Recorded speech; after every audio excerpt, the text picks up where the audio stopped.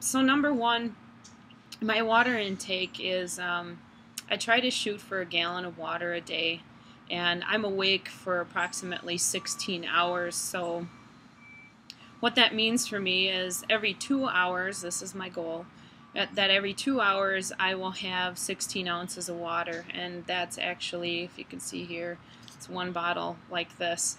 And one way that I track that is every 2 hours.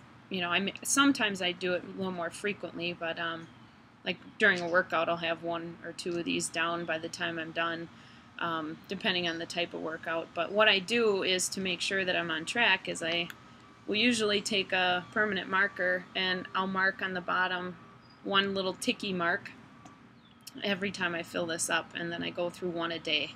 I don't keep the bottle, that's not advised. At the end of the day, this one's done, on to the next one. Sometimes I have multiple of these because I have water laying around everywhere.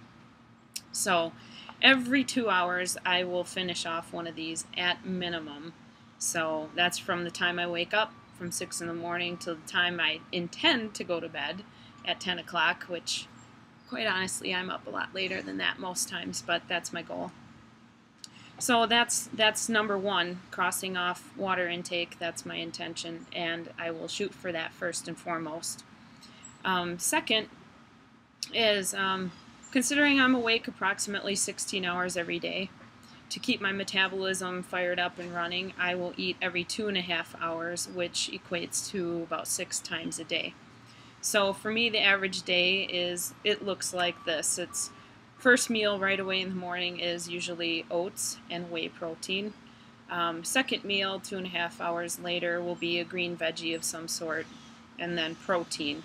There's a lot of different proteins out there, so not all are created equal, by the way, so I'm just giving generalizations. There's a lot to choosing your foods according to how they impact your blood sugar in order to create optimal weight loss and muscle gain. That's something that if you want to get into specifics, I do help people with that, as far as kind of looking at their lifestyle and how we can implement proper eating in order to attain their goals. My lunch is usually some form of lettuce or spinach plus a protein. And then in the afternoon usually is going to be where I'm going to do a pretty intense workout, or I might just do a form of cardio, but there is going to be a workout in the afternoon. That's when my energy level feels the best. I've had enough meals in me. I'm wide awake. I'm not dragging. I'm not too much of a morning person, so my energy levels take a while to kind of come up throughout the day, and then in the evening they stabilize, and then when it's time to go to sleep, I sleep really, really well. So that fourth meal of the day is going to be probably a whey protein shake, just because I don't feel the need to have that substance in my stomach around the times that I work out. My dinner is always going to consist of some form of a low glycemic starch, usually yams or sweet potatoes, a green vegetable that's just roughage to keep my metabolism going, and then a lean protein as well. Sometime before bed, and even minutes before I go to sleep, I will finish my day with egg whites and then usually green pepper, or blend of red peppers and things like that. So that's number 2 on my list. That's laying out my food plan, making sure that's a really specific goal. Number 3 is just kind of paying attention again to my sleep habits. Am I getting 4 hours of sleep? Am I getting too much sleep?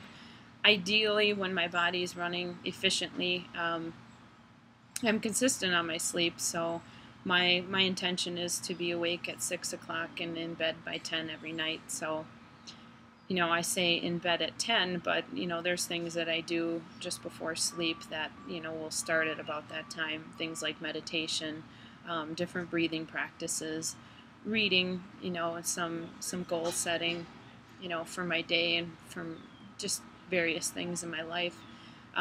Also, my partner practice and uniting with my partner through breathing practices and different things that we are doing with Tantra. That's a whole nother conversation for another mini video, but those are some of the things that I have to factor in when I go to sleep at the end of the day. So trying to wake up 6 o'clock, be in bed at 10. That means I'm awake for about 16 hours and the rest is sleep.